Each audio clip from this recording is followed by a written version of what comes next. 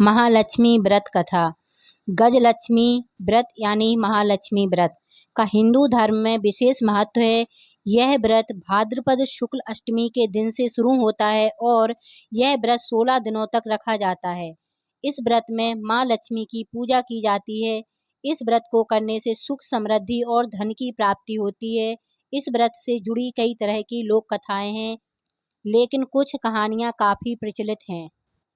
महाभारत काल में एक बार महर्षि वेद व्यास जी हस्तिनापुर पधारे। महाराज धृतराष्ट्र ने उन्हें अपने महल में आने का निमंत्रण दिया।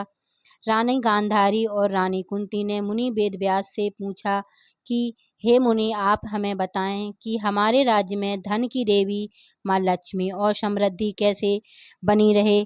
यह सुनकर वेद व्यास जी ने कहा कि यदि आप अपने राज्य में सुख समृद्धि चाहते हैं तो प्रतिवर्ष आश्विनी कृष्ण अष्टमी को श्री महालक्ष्मी का विधि पूर्वक व्रत करना चाहिए। ऋषि की बात सुनकर कुंती और गांधारी दोनों ने महालक्ष्मी व्रत कथा करने का संकल्प किया। रानी गांधारी ने अपने 100 पुत्रों की सहायता से अपने महल के प्रांगण में एक विशाल प्रांगण बनवाया और नगर की सभी स्त्रियों को पूजन के लिए आमंत्रित किया, परंतु रानी कुंती को निमंत्रण नहीं भेजा। जब सभी स्त्रियां पूजन करने के लिए गांधारी के महल में जाने लगीं तो कुंती उदास हो गईं। माता को उदास देख पांचों पांडवों ने पूछा, माता आप उदास क्यों हो? तब कुंती ने पूरी बात बताई। इस पर अर्जुन ने कहा, माता आप महालक्ष्मी पूजन की तैयारी करें, मैं आपके लिए एक हाथी लेकर आता हूँ। यह कहकर अर्जुन इंद्र के पास गए और इंद्रलोक से ऐरावत हाथी लाकर अपनी माता के लिए लाए। जब नगर की स्त्रियों को पता चला कि रानी कुंती के महल में स्वर्ग से ऐरावत हाथी आया है तो पूरे नगर में शोर मच गया। हाथी को देखने के लिए पूरा नगर उमड़ पड़ा और सभी सुहागन स्त्रियों ने विधि विधान से महालक्ष्मी का पूजन किया। पौराणिक मान्यता है कि इस व्रत की कथा 16 बार कही जाती है तथा प्रत्येक वस्तु या पूजन सामग्री 16 बार अर्पित की जाती है। महालक्ष्मी द्वितीय पौराणिक कथा के अनुसार प्राचीन काल में एक गांव में एक गरीब ब्राह्मण रहता था।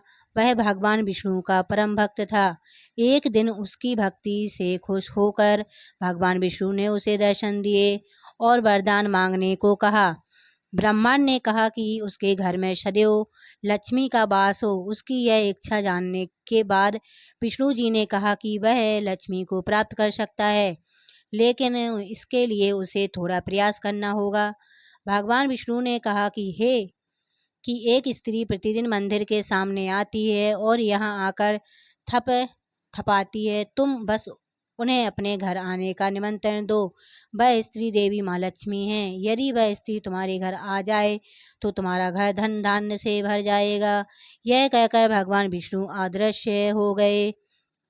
अगले दिन ब्राह्मण सुबह 4 बजे मंदिर के सामने बैठ गया और जब धन की देवी लक्ष्मी पाठने आई तो ब्राह्मण ने उनसे अपने घर चलने का आग्रह किया। ब्राह्मण की व्यक्तिगत बातें सुनकर लक्ष्मी समझ गईं कि यह सब विष्णु का किया धरा है। माता महालक्ष्मी ने कहा कि यदि तुम 16 दिन तक महालक्ष्मी व्रत करो और दिन रात चंद्रमा को अर्घ्य दोगे तो मैं तुम्हारे घर आऊंगी। देवी के कहे अनुसार ब्राह्मण ने व्रत और देवी की पूजा की और लक्ष्मी जी को उत्तर दिशा की ओर बुला लिया। अपना वचन पूरा करने के लिए धन की देवी प्रकट हुई और उन्होंने गरीब ब्राह्मण के सभी कष्ट दूर कर दिए और उसके घर को धन धान्य से भर दिया। महालक्ष्मी तृतीय पौराणिक कथा के अनुसार एक बार भगवान विष्णु मृत्युलोक भ्रमण के लिए निकले। माता लक्ष्मी ने उनसे निवेदन किया कि वे सभी उनके साथ चलना चाहती हैं तो भगवान विष्णु उनके स्वभाव से परिचित थे, अतः उन्होंने उन्हें पहले ही सावधान कर दिया कि मैं एक शर्त पर आपको साथ ले जा सकता हूँ। देवी लक्ष्मी मन ही मन बहुत प्रसन्न हुई कि चलो, भगवान को साथ ले जाने की सशर्त सहमति हो जाती है। माता फटाक से उक्ति से सहमत हैं। भगवान विष्णु ने कहा कि मैं जैसा कहूँगा वैसा ही करना होगा। माता ने कहा आप जैसा कहेंगे मैं ठीक वैसा ही करूँगी। दोनों भूलोक पर आए और एक भ्रमण करने लगे। एक स्थान पर रुकने के बाद श्री हरि ने माता से कहा कि मैं दक्षिण दिशा की ओर जा रहा हूँ, आपको यहीं मेरी प्रतीक्षा करनी होगी। यह कहकर भगवान विष्णु दक्षिण दिशा की ओर चल दिए। अब माता को जिज्ञासा हुई कि आखिर दक्षिण दिशा में ऐसा क्या है कि भगवान मुझे वहां नहीं ले जा सकते। माता का स्वभाव वैसे भी चंचल माना जाता है। वे वहां अधिक देर तक नहीं रुकी और भगवान विष्णु की ओर बढ़ने लगीं। आगे बढ़ने पर माता को सरसों का खेत दिखाई दिया। उसकी सुंदरता ने माता का मन मोह लिया। वे फूल तोड़ने लगीं और उनका श्रृंगार करने लगीं। इसके बाद वह कुछ दूर आगे बढ़ी तो गन्ने के खेत देखने लगीं। जब उसे गन्ना चूसने की इच्छा हुई तो उसने गन्ना तोड़कर चूसना शुरू ही किया था कि भगवान विष्णु वापस से आ गए। सरसों के फूलों से सजी देवी लक्ष्मी को गन्ना चूसते देख भगवान विष्णु क्रोधित हो गए। भगवान ने कहा कि तुमने शर्त का उल्लंघन किया है। मैंने तुम्हें वहीं रुकने को कहा था लेकिन तुम नहीं रुकी और यहाँ तुमने किसान के खेत से फल और गन्ना तोड़कर अपराध किया है। इसकी तुम्हें सजा मिलेगी।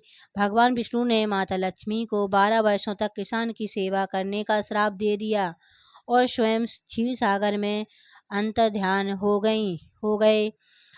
अब विवश माँ लक्ष्मी को किसान के घर रहना पड़ा। एक दिन माता लक्ष्मी ने किसान की पत्नी से देवी लक्ष्मी की मूर्ति की पूजा करने को कहा और कहा कि तुम जो भी मांगोगी तुम्हें मिलेगा। किसान की पत्नी ने वैसा ही किया। कुछ ही दिनों में उसका घर धन धान्य से भर गया। हंसी खुशी समृद्धि में 12 वर्ष बीत गए। जब भगवान विष्णु देवी लक्ष्मी को लेने आए तो किसान ने माँ को ना जाने देने का साहस किया। इस पर देवी लक्ष्मी ने कहा कि यदि वह कार्तिक कृष्ण पक्ष की तेरस के दिन विधि पूर्वक मेरी पूजा करेगा तो मैं उसके घर से नहीं जाऊंगी, लेकिन इस दौरान वह उसे दिखाई नहीं देंगी। वह एक कलश स्थापित करें और उसमें कुछ धन रख दें, अर्थात धन ही लक्ष्मी का स्वरूप होगा। इस तरह तेरस के दिन किसान ने माँ के कहे अनुसार पूजा की और कलश स्थापना की। Thanks for watching.